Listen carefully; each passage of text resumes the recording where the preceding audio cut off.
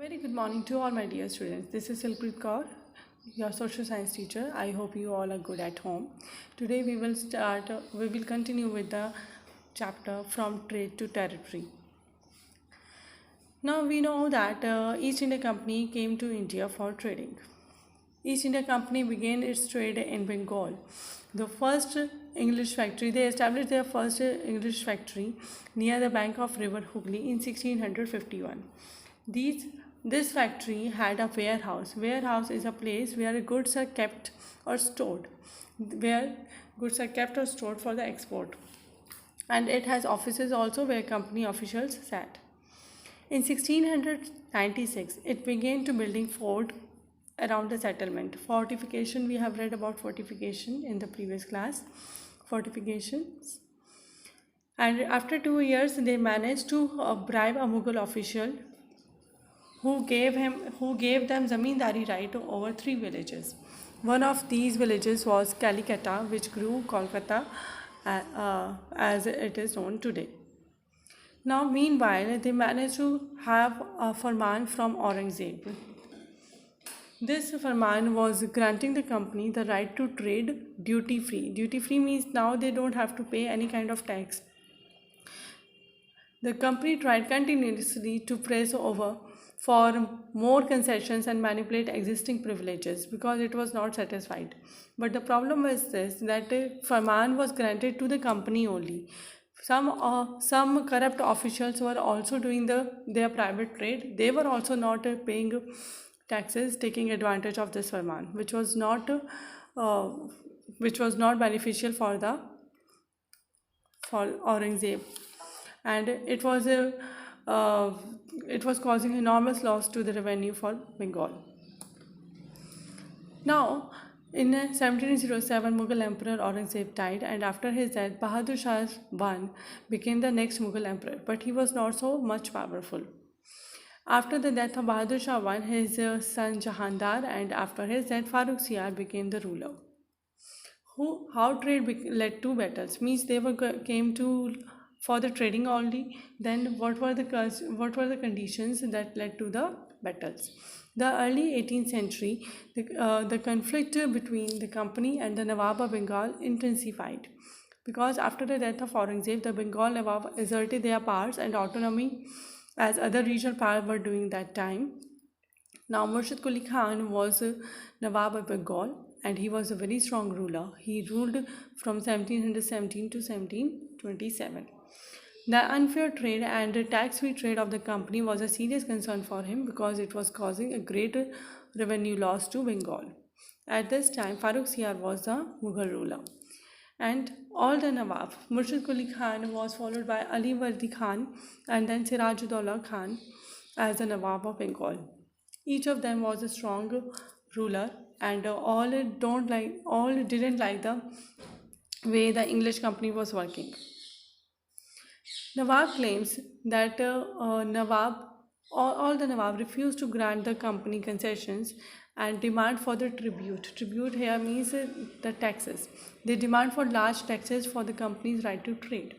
And they denied to give them any right to mint coins and stopped it from extending its fortification. These were the warnings the Nawab of Bengal was giving to the company, that they have to stop their fortification. They don't have any right to mint coins, and if they have to trade in India, they have to pay large taxes as well.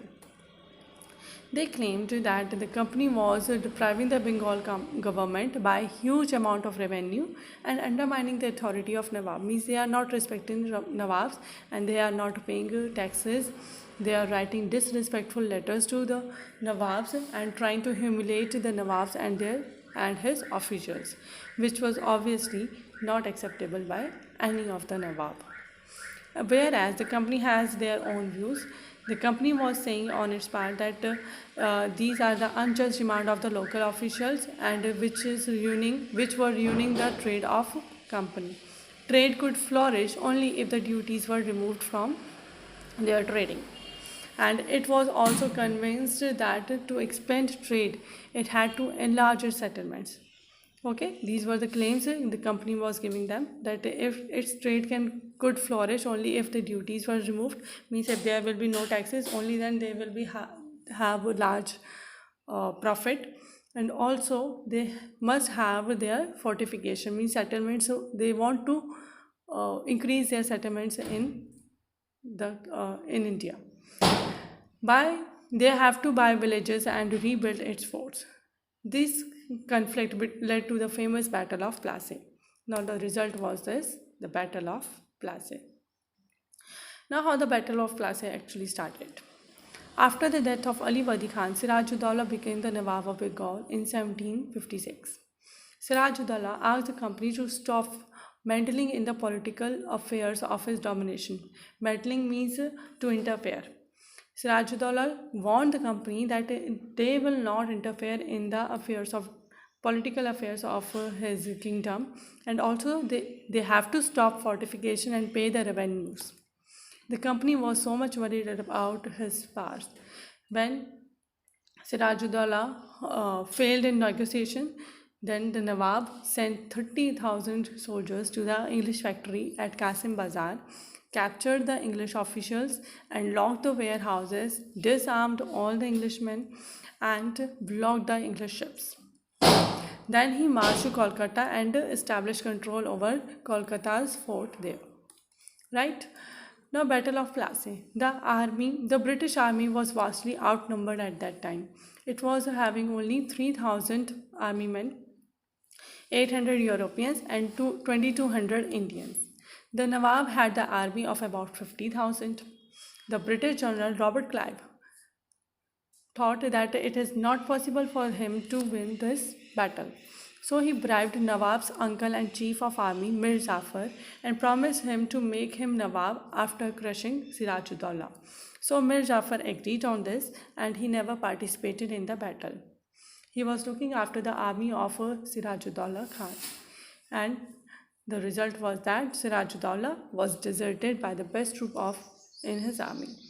Thus, the Battle of Plassey took place on 23rd in June 1757, and it was won by Britishers. It is considered important in our history because it led to the start of British rule in India. So the victory was of East India Company. This is it for today. We will read what happened after the Battle of Plassey in India. Thank you and have a nice day.